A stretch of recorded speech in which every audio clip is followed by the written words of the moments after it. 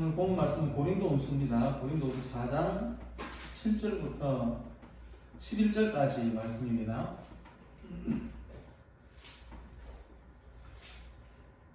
고린도후서 4장 7절부터 11절까지입니다. 같이 읽겠습니다. 우리가 이 보배를 질그릇에 가졌으니 이는 심히 큰 능력은 하나님께 있고 우리에게 있지 아니함은 아니하려 합니다. 우리가 사방으로 우겨쌈을 당하여도 쌓이지 죄송합니다. 우리가 사방으로 우겨쌈을 당하여도 쌓이지 아니하며 답답한 일을 당하여도 낙심하지 아니하며 박해를 받아도 버림과 되지 아니하며 거꾸로 들임을 당하여도 망하지 아니하고 예수의 생명이 또한 우리 몸에 나타나게 하려 합니다. 우리가 살아있는 자가 예수를 위하여 죽음에 넘겨짐은 예수의 생명이 또한 우리 죽을 육체에 나타나게 하려 합니다. 아멘. 오늘 말씀의 제목은 인생은 질그릇이다입니다.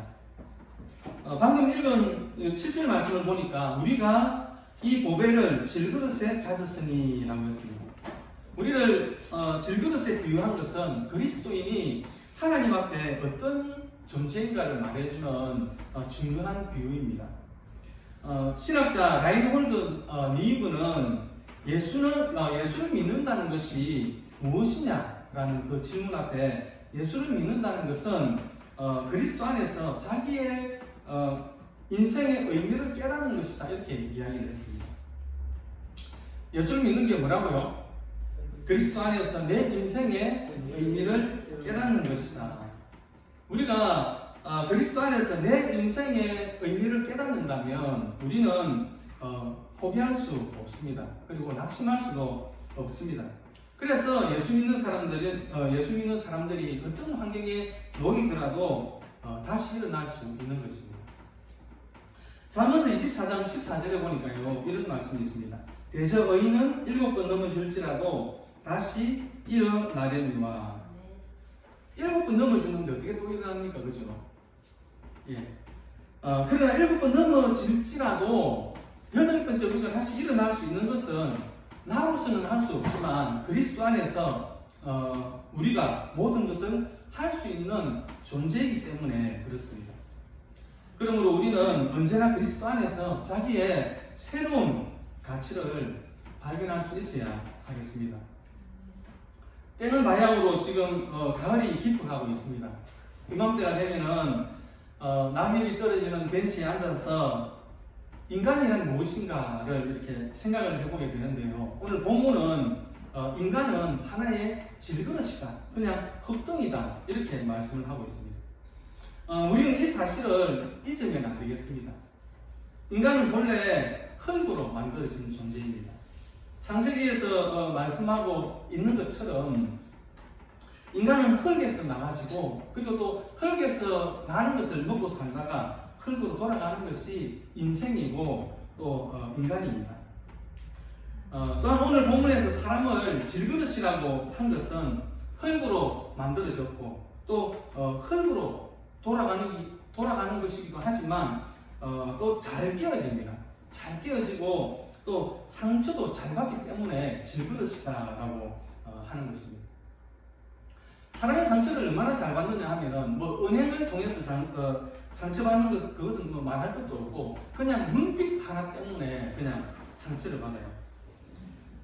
베드로전서 3장 7절에 보니까요 여자는 더 연약한 그릇이다라고 했습니다. 그러니까 여자는 질그릇 중에서도 더 연약한 질그릇이라는 말이죠. 그만큼 마음도 또 몸도 정신도 더 연약한 존재이다라는 말씀입니다.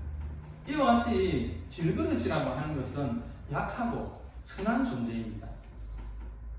그런데 오늘 보면 7절 말씀에 보니까요 이 질그릇에 무엇이 담겨 있다고 합니까? 이 질그릇에 보배가 담겨져 있다고 합니다. 고린도후서 4장 7절 앞소절에 보니까요 우리가 이 보배를 질그릇에 가졌으니 라고 했습니다. 질그릇은 그 자체가 뭔가를 이렇게 담을 수가 없어요. 어디까지나 주인이 담아야 됩니다. 주인이 원하는 것을 그 질것 안에 담는 것입니다. 그래서 거기에다가 쌀을 담으면 쌀 항아리가 될 것이고, 휴지, 쓰레기를 버리면 쓰레기통이 되는 것입니다. 그래서 질그릇의 가치는 질그릇 자체에 있는 것이 아니고 그 속에 뭐가 담기느냐, 거기에 따라서 달라지는 것입니다. 그런데 놀랍게도 우리에게 담겨진 그 내용물이 뭐냐 그러니까 보화다라고 말씀하고 있습니다. 그리고 보면 조금 역설적이죠. 왜냐하면 한편으로는 흙등이다, 보잘것없는 흙등이다라고 하면서 또 한편으로는 보화다 이렇게 말을 하기 때문에 역설적인 부분이 있습니다. 옛날 그 고대 사회에서는 은행이 없었죠. 은행이 없어가지고 보화가 생기면 이걸 어디 감춰둘 데가 없으니까 이렇게 질그릇에 담아가지고 땅속에 파묻어두곤 했다고 합니다. 그러다가 이제 전쟁이 일어나든지 아니면은 어떤 이유에 의해서 이 주인이 죽어버리고 나면은 그 보화는 주인이 없는 것이 되죠.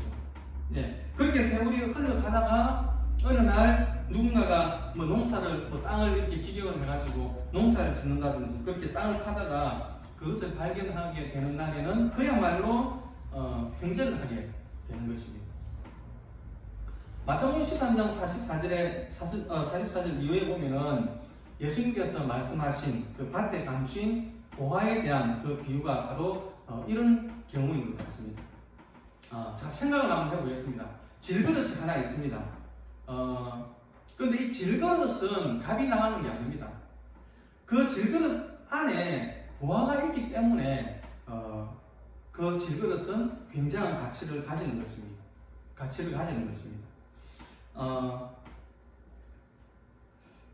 그 질그릇의 값은 그 보화가 만드는 것이죠. 예, 보화가 그 질그릇의 값을 평가하는 것입니다. 이때 조심해야 되는 게 뭐냐 그러면 질그릇은 어디까지나 질그릇이라는 것이죠. 예, 보화가 되는 것이 아닙니다. 질그릇이 보화가 되는 것이 아닙니다. 보화에 속했다고 해서 그 질그릇이 보화가 되는 것이 아니라는 것입니다. 그리고 보화에 의한 자기 평가를 할 때에도 솔직하게 해야 되는 것입니다. 보화가 있는 동안은 값어치가 있죠. 예, 보화가 있는 동안은 값어치가 있습니다. 하지만 자기를 크게 이렇게 드러내놓고 자랑을 하면 안 되고 겸손해야 된다라는 말입니다. 보화가 없는 질그릇은 전혀 아무런 가치가 없는 것입니다. 그러면 보화는 무엇일까요? 보화는 하나님의 형상을 말하는 것입니다. 인간의 영혼 속에는 하나님의 형상이 있습니다. 그래서 인간이 가치가 있는 것입니다. 인간은 영혼이 있어서 살아있는 동안에는 예쁘기도 하고 아름답기도 합니다.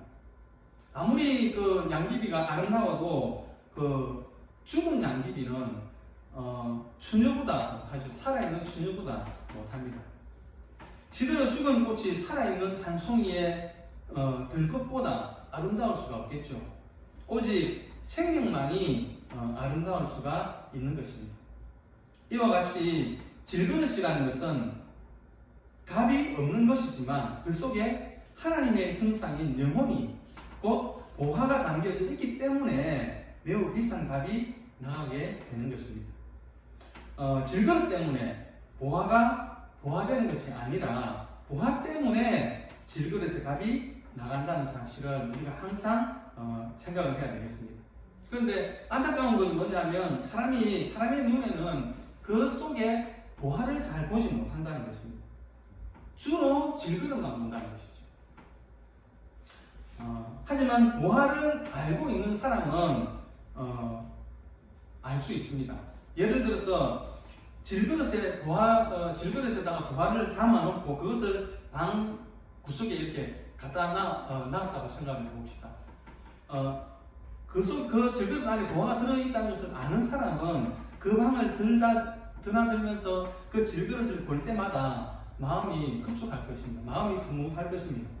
그러나 그 보화가 들어있다는 것을 모르는 사람은 그 질그릇을 볼 때에 아니 방도 비좁은데 왜 저 보잘것없는 못생긴 질그릇을 방에 비좁게 갖다 놨느냐고 투덜거릴 것입니다.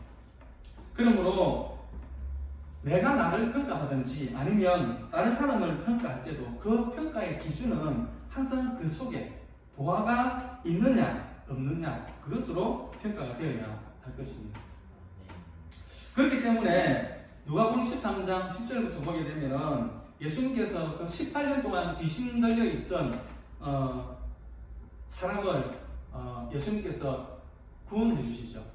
이 사람은 18년 동안 귀신이 들려 있었습니다. 그래서 모든 사람들에게 천대를 받고 버림을 받은 여인이었습니다. 그런데 예수님께서 그 여인을 고쳐주시고 아브라함의 딸이라고 놀라운 축복의 말씀을 하신 것입니다. 자그마치 18년이니까 18년 동안 그 귀신에게 붙들려 있었으니까 세수나 제대로 했겠습니까? 그죠? 옷이나 제대로 입었겠습니까? 상상을 해보면 실로 겉모습으로는 사람의 몰골이 아니었을 것입니다. 그러나 예수님께서는 그 여인을 보시자마자 아브라함의 딸이라며 매우 소중한 축복의 신분을 말씀해 주셨습니다. 이것은 예수님께서 그 사람의 질그릇, 겉모습만 본 것이 아니라 그 여인 속에 있는 하나님의 형상을 보셨기 때문입니다. 이와 같이 그 속에 보화가 있기 때문에 질그릇도 소중해지는 것입니다. 비록 금이 가고 깨진 것이라고 하더라도 그 속에 보화만 담겨져 있다면 그 질그릇은 값비싼 그릇이 되고 자랑할 만한 그릇이 될 수가 있는 것입니다. 그러나 여기에서도 조심해야 될 것은 뭐냐 그러면 질그릇은 질그릇이고 보화는 보화라는 것입니다.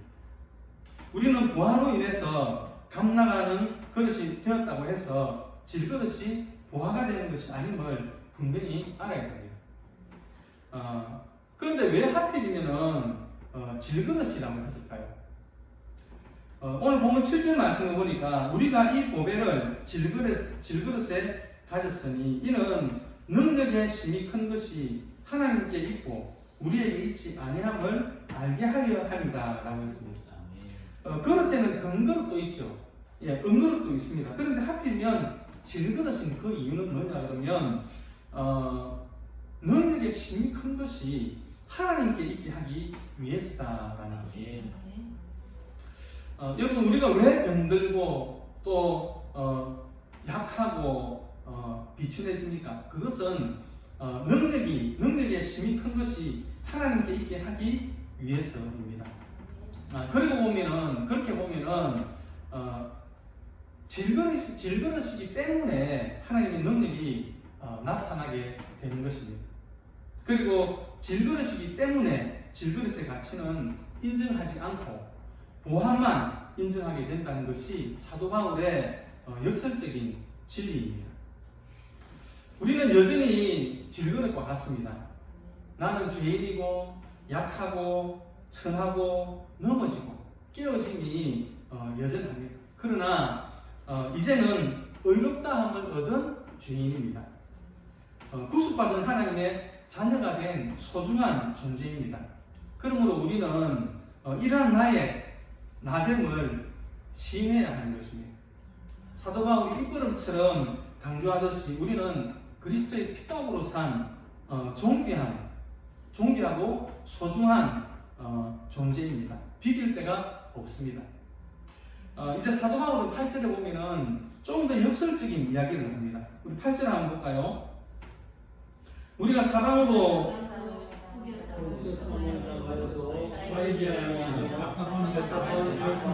낙심하지 아니하며 핍박을 받아도 버림받지 아니하며 부끄러뜨림을 당해도 망하지 아니하며. 이 말씀을 질그릇이라는 비유에 연결해서 그 의미를 이렇게 사설을 엮어보면은 천대를 받아도 부끄럽지 않고 그리고 깨어져도 아깝지 않고 그리고 누가 멸치를 해도 낙심하지 않게 된다는 말입니다. 왜냐하면 내 속에 보화가 담겨져 있는데 질그릇을 보고 시기를 하고 흉을 본들 무슨 의미가 있느냐라는 것이죠. 제가 직장 생활을 할 때에 한겨울에 제가 그 부둣가에 있었으니까 얼마나 춥습니까? 바다죠. 한겨울에 다른 사람들은 다 패딩을 입고 이렇게 다녔는데 어떤 사람이 그냥 그 가을쯤, 늦가을쯤에 입을 만한 그런 옷을 입고 다니는 사람이 있었어요. 그래서 저 사람은 패딩이 없나 그렇게 제가 생각을 했었는데 나중에 알고 보니까 그 사람이 그 건물주더라고요. 건물주. 반유동 이쪽에 그 큰 건물을 가지고 있는데 그 한 달에 그 월세가 그 1,000만 원 가까이 그 들어온다고 하더라고요. 예. 그래가지고 왜 그래 옷을 얇게 입고 다니느냐 그러니까 그 옆에 있던 동료가 그 워낙 부자라서 옷을 얇게 입어도 안 춥대요. 마음이 든든하니까. 네, 그래서 얇게 입고 다닌다고 그렇게 말하는 소리를 들었습니다. 어느 은행장 부부가 부부 모임이 있어가지고 이제 가는데 이제 중요한 모임이니까 이 그 은행장 부인이 멋진 아주 비싼 진주 목걸이를 이제 하고 갔습니다. 그 모임이 투자자 모임이었는데 그러다 보니까 큰 보숙상을 운영하는 그 부부도 온 거예요. 그 부부가 그 사장이 보숙상을 운영하는 사장이 딱 보니까 그 은행장 부인이 한 진주 목걸이가 가짜라는 것을 단번에 알았어요. 그래서 그 목걸이는 아름다워 보이지만 그거는 사실 가짜입니다. 이렇게 이야기를 했다는 거예요. 그러니까 이 은행장 부인이 진짜 목걸이를 너무 귀해가지고 이런데 못하고 나오고 그냥 집에서 거울 앞에서 한 번씩 하고 이렇게 그냥 자기만 만족하고 이렇게 벗어놓고 밖에 모임이 있어서 이렇게 나올 때는 똑같이 생긴 가짜를 하고 나온다 이렇게 이야기를 했다는 거예요. 만약에 이 은행장 부부에게 진짜 진주 목걸이가 없었다면 이 말을 들었을 때 정말 상처가 되었을 것입니다. 그런데 진짜가 있기 때문에 이런 말을 들어도 전혀 상처가 되지 않는 것입니다. 눈을 뜬 그 사람에게 너 장님이지 이렇게 이야기를 해도 전혀 상처를 받지 않습니다. 그런데 진짜 장님에게 장님이라고 이렇게 이야기를 하면 화를 냅니다. 어쩌면은 싸우자고 덤빌지도 모릅니다. 이와 같이 화를 내고 분노하며 열등의식을 가지거나 약해지는 것은 나타난 바가 그것이 전부이고 사실이기 때문에 그렇습니다. 그러니까 정말로 약하고 정말로 부족하기 때문이라는 것이죠. 은행에 몇천만 원이 있는 사람은 뭐 몇천 원짜리 이런 싸구려 옷을 입고 다녀도 전혀 상관을 하지 않습니다. 심지어는 다른 사람들이 그 싸구려 옷이다 이렇게 이야기를 해도 핀잔을 줘도 전혀 개의치 않습니다. 왜냐하면 얼마든지 내가 필요하면 다른 것으로 사입을 수 있기 때문에 그렇습니다. 그래서 나도 위축되지 않고 또 그런 말을 하더라도 전혀 상처를 받지 않는다는 것이죠. 그런데 정말 없는 사람이 있는 돈 없는 돈을 끌어모아가지고 한 벌 옷을 해 입었는데 그 옷이 뭐 짝퉁이니 좋니 안 좋니 이렇게 이야기를 하면 정말 그 마음은 불편해지고 상처가 된다는 것입니다. 그러므로 언제나 심없지 않은 사람이 외부적인 문제에 신경을 많이 쓰는 것입니다. 흔히들 이야기하는 그 좋은 차, 큰 차, 혹은 큰 집 이런 것들을 이야기하는 것입니다. 무엇이 중요한 것일까요? 원체 미친이 든든한 사람은 그런 것에 신경을 쓰지 않아도 되는 것입니다. 뿐만 아니라 남들이 뭐라고 해도 거기에 신경을 쓰지 않습니다. 중요한 것은 하나님과 나와의 관계입니다. 여러분 문제는 우리의 보화입니다. 나만이 아는 보화. 이 보화를 간직한 이상 교만하지 않는 자랑과 높은 긍지를 가지고 살아가야 하겠습니다. 비록 질그릇이 잘못 구워지고 그리고 깨어지고 금이 가고 땜질을 했다 하더라도 보화만 있으면 되는 것입니다. 망하는 것도 깨어지는 것도 멸시를 당하는 것도 그 질그릇뿐입니다. 보화는 어떤 경우에도 여전히 보화로 남아있는 것입니다. 그러므로 언제나 든든합니다. 오늘 본문 마지막 절 우리 11절 한번 볼까요? 11절 말씀 우리 같이 한번 보겠습니다. 우리가 살아있는 자가 죽음에 넘겨짐은 예수의 생명 또한 우리 죽을 육체에 나타나게 하려 함이라. 예수의 생명, 그 소중한 생명이 우리의 몸 안에서 나타나고 있는데 무슨 말이 더 필요하겠습니까? 또 다른 또 불평스러운 이야기가 있었어야 되겠습니까? 앞에서 말씀을 드렸지만 거꾸로 뜨림을 당해도 망하지 않는, 즉 깨어짐을 당해도 상관이 없는 것이라면 오히려 깨어지는 것이 좋은 것임을 우리 5장 1절에서 말씀을 하고 있습니다. 5장 1절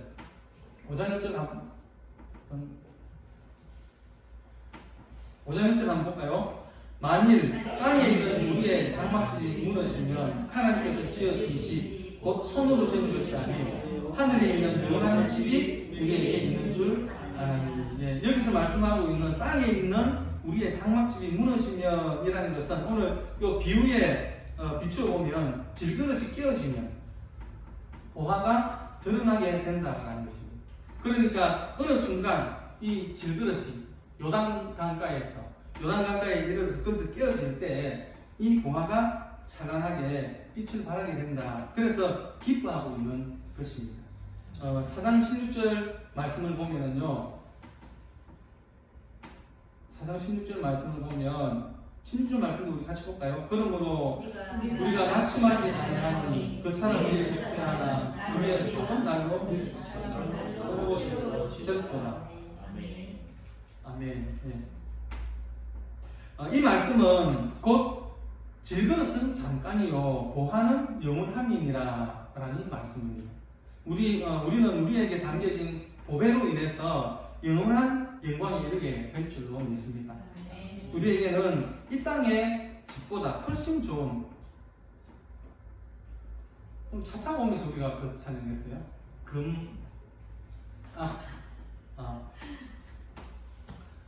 제가 허리가 안 좋아가지고 옛날에 저희 교회 다니던 교회 장로님이 금을 박아주셨어요.